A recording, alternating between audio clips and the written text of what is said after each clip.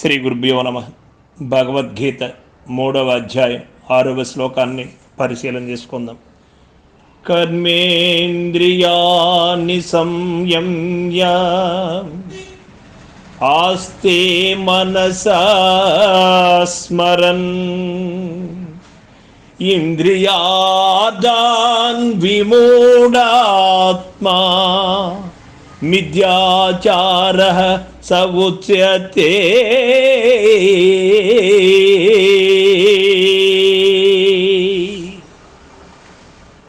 ఎవడు కర్మేంద్రియ జ్ఞానేంద్రియములను అణచిపెట్టి మనస్సు చేత ఇంద్రియముల యొక్క శబ్దాది విషయములను చింతించుచు మూఢచిత్తుడగు అట్టి మనుజుడు కపటమైన ఆచరణ గలవాడని చెప్పబడుతున్నాడు భగవానుడు.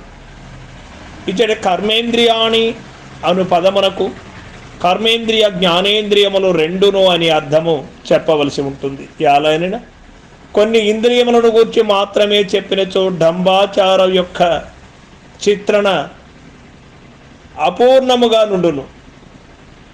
సంయమ్య ఇది సాధకుడు అనొచ్చు, సంయమము కాదు. ఎందువలన అనగా అట్టి ఉత్తమ సంయమము కలవాడు మిథ్యాచారి ఎన్నటికి కానేరడు.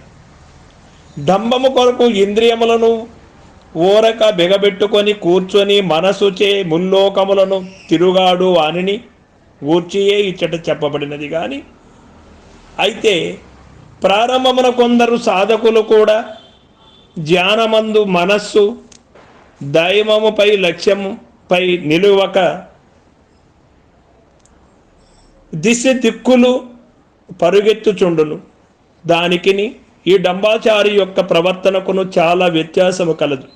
ఎందుకనగా ముముక్షువు తన మనస్సు విషయములపై పరువెత్తినను దాని నుండి మరలించి ఆత్మయందు అనగా దైవమునందు స్థాపించుటకు యత్నించుచుండును. డంబాచారి అట్లు చేయడు. సాధకునిది సదుద్దేశ్యము, ఈతనిది దురుద్దేశ్యము. ఈతడు చేయునది కృత్రిమ ధ్యానము, బక ధ్యానము. అధ్యాత్మ సాధన ప్రారంభించినప్పుడు ముముక్షువు దాని పద్ధతిని క్రమమును చక్కగా తెలుసుకొని ఉండవలెనని ఈ శ్లోకము వలన స్పష్టమగుతున్నది. లేకున్నా కుమార్గమున పడిపోవును.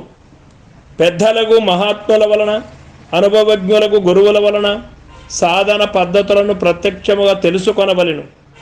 ఇంద్రియ నిగ్రహము ఆవశ్యకమై ఉన్నది అను సూత్రమును మాత్రము గ్రహించి దాని లోతుపాతులను తెలియనిచో ఇంద్రియములను అణచిపెట్టి లోన మనసులో లోక వ్యవహారమంతయు విషయ భోగమంతయు గావించుచుండ సంభవించును. కాబట్టి ఇట్టి ప్రమాదమును ఊహించియే గురువగు శ్రీకృష్ణ పరమాత్మ అట్టి వారిని చెక్కదిద్దుటకై గీతాశాస్త్రమున ఈ విధములైన హెచ్చరికలు పెక్కంటిని అప్పుడప్పుడు గావించుచు చెప్పుతున్నారు. లోకమున యోగుల వలె నటించు అజ్ఞానులు కొందరుండవచ్చును. ప్రపంచమును వంచుట కొరకు ఇంద్రియములను అణచిపెట్టి వారు ఒక చోట కూర్చున్నను మనస్సు వాసనమయమై యుండుటచే అది త్రిలోకములందు సంచరించుచుండును. ఇటు ప్రపంచ సుఖమునకును అటు దైవ సుఖమునకును రెండింటికి వారు చెడిన వారగుదురు. కనుకనే భగవానుడట్టి వారికి మూడులను పదము చాలదని యోచించి విమూఢులని పేరు పెట్టిరి అని మనం గమనించవలసి ఉంటుంది. ఇంద్రియములకు స్వతహ విషయములను అనుభవించు శక్తి కానీ తెలుసుకుని శక్తి కానీ లేదు. మనస్సు వానితో చేరినప్పుడే ఆయా శక్తులు ఏర్పడును. కావున మనస్సుతో సహా ఇంద్రియములను నిగ్రహించుట వలన ప్రయోజనము కలదు. కానీ కేవలము ఇంద్రియములను బిగబెట్ట వలన ప్రయోజనం ఉండదు. అట్లు బిగబెట్టినచో ఇది మిథ్యాచారము కాగలదు. విజ్ఞులకు వారు అట్టి ప్రవర్తనను విడనాడవలెను. ఇంద్రియములతో పాటు మనస్సును కూడా అదుపులో నుంచుకొనవలెను. అట్లు మనస్సును అదుపులో నుంచుకొనినచో అత్తరి ఒకవేళ ఇంద్రియములు దేహయాత్ర అవసరములైన అన్నపానాది విషయములందు ప్రవర్తించినను ప్రమాదము లేదు. ఈ విషయముల గీతాచార్యులే రాబో శ్లోకమున చక్కగా తెలియచేయగలరు. మిథ్యాచారం అనగా ఏమి అంటే ఇంద్రియములను మాత్రము అణచిపెట్టి మనసుతో ముల్లోకములందును సంచరించుట, విషయములను స్మరించుట మిథ్యాచారము అనగా డంబాచారము అగునని భగవానుడు ఇక్కడ మనకు తెలియచేశాడు. మనసునందు ఆసక్తిని విడిచి ఇంద్రియములచే నిష్కామముగా కర్మలను ఆచరించువాడు ఉత్తముడని భగవానుడు రాబో 7వ శ్లోకమందు చక్కగా తెలియజేయబోతూ ఉన్నారు. మనం 3వ అధ్యాయం యొక్క 6వ శ్లోకములు తెలుసుకున్నటువంటి సత్యం ఏమిటి అంటే మనిషి సాకార పూజ నుండి నిరాకార పూజకొచ్చి సగుణము నుండి నిర్గుణమునకొచ్చి బాహ్యము నుండి అంతర్ముఖ ప్రయాణం మొదలు పెట్టాలి అనే ఒక ఉద్దేశంతో ధ్యానానికి కూర్చున్నప్పుడు ధ్యానము వైపు మనసు నిలవకుండా బాహ్య వైపుములు పరుగెడుతూ బాహ్యములో విషయములను ఆలోచన చేస్తూ అంతర్ముఖ ప్రయాణం చేస్తున్నాను అనే భావనతో కూర్చొని కంటికి కనబడుతున్నటువంటి కర్మేంద్రియములన్నీ కూడా అదుపులో పెట్టినట్టుగా కూర్చొని ఉన్నవారిని డాంబికలు అని చెప్పారు.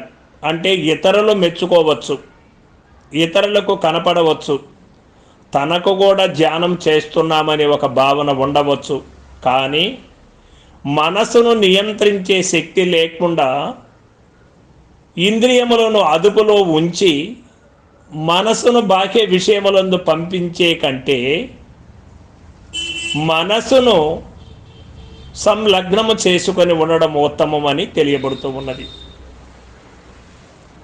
మనసు బయట తిరుగాడుతూ మనసుతో అన్ని కర్మములు చేస్తూ ఇంద్రియములను అదుపులో పెట్టుకొని ఉన్నంత మాత్రమున నిష్కామ కర్మయోగము కాదు, అది ధ్యానానికి కూడా సరైనటువంటి విధానము కాదు. అది సరైనదని అక్కడే నిలిచిపోతే మనిషి వెదిగేదానికి, తానెవరో తెలియబడడానికి, మనసు స్వాధీనము కావడానికి వీలు కాదు. ప్రాథమిక దశలో ధ్యానమునకు కూర్చున్నప్పుడు మనసు పరు విధముల పరుగెడుతూ ఉంటే క్రమేపీ ఇది కాదు ఇది కాదు, బయట కనపడుతున్న ప్రపంచమంతా కూడా దుఃఖమయం, ఆనందం నీలోనే ఉన్నది, నీవే ఆనంద స్వరూపుడవు, నీవు అనుభవించాలి అనే మనసుకు చెబుతూ వచ్చేటువంటి వాడు నిజమైనటువంటి సాధకుడు. అటువంటి సాధకుడిలో మార్పు రావచ్చేమో కానీ బాహ్య విషయముల వైపే మనసును పంపిస్తూ ఇంద్రియములను అదుపులో ఉంచుకొని ఉన్నటువంటి వారికి అది కష్టసాధ్యము అని చెబుతూ ఉన్నాడు భగవానుడు. సర్వం సద్గురు పాదార్పణమస్తు. జై గురుదేవ.